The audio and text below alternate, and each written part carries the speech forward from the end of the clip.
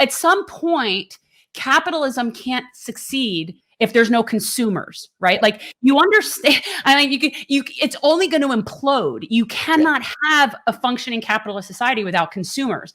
And there's no consumers if there's no disposable income and people don't have jobs. So it has to be keeping the wheels churning. So there needs to be a labor party, and we don't have one. I mean, that was the whole point of FDR, right? I mean, he was the Workers' Bill of Rights, the saving capitalism, and all that stuff. Yeah. And a lot of it was, if you're going to have somebody buy your product, how are they going to get the money? Well, they're going to work.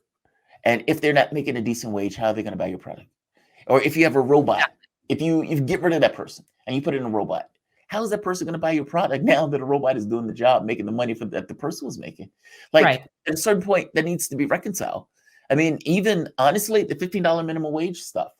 Let's say that Biden passes this, and by the way, I'm for it. I'm for it should be higher than 15. Of course. But let's say Biden did pass this.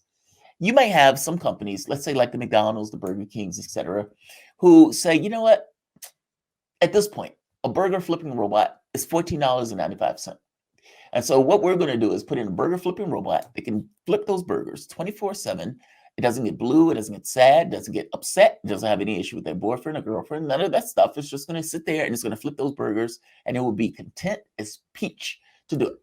And I'm going to fire that worker and that worker and that worker. And we're going to have a night guard sitting there just to make sure everything is safe. And they can do that. I mean, especially when you get to this thing where the automation itself or the machine becomes somewhat cheaper than the human being that's going to work at that particular store.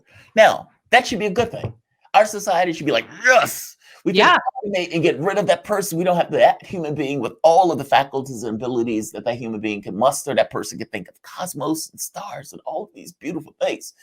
They should not be doing fries. If you can prevent them from doing fries anymore, then a horse and buggy should be on the street if there's a car that can do the job. Or for that matter, an elevator that can automatically take itself up. It's just something that's positive. And yet that person, however, loses the capacity to actually pay for themselves.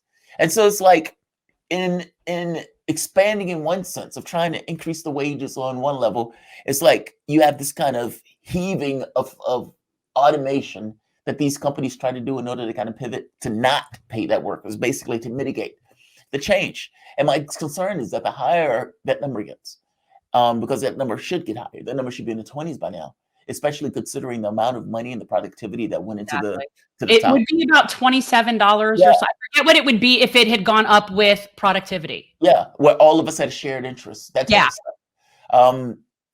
That number would be higher, and you would get far more companies that say, hey, we find ways to automate to get around the price, or we're going to ship jobs overseas. Now, you can only go so far with that. And if you had a president that was very, let's say, FDR-ish, then they would probably put knuckles or put screws to the companies that were trying to do that. Meaning, well, fine. If you don't want to have your business in this country, you don't have to sell your products in this country. You can look at the way we do other countries when we pass sanctions. Right.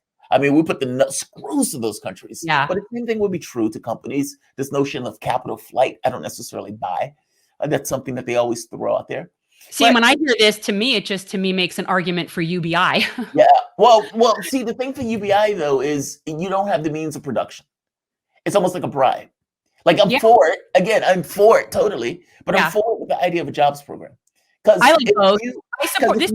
I support all of it. I support all of it. Yeah, same here. I mean, the only issue with the UBI is it's like, all right, let us keep control of all of this, and we'll just give you money. And you leave us to our devices. And it's like, well, but you're going to be gaining much, much more money. At any point, you could cut off the money that you're giving us. I kind of want to own the means of production. So, I need you to give up a little bit more to come. And look, from my standpoint, it is grotesquely unfair for people to work in these companies like this and not have agency in the company and not have some kind of stake in the company. Because if you think about it. Thanks for watching. If you want to support our mission to transform politics into service, please like this video, subscribe, follow us on social media, and consider joining our Patreon, where you'll get early access to our interviews as well as other exclusive content. Links are in the description. Peace out.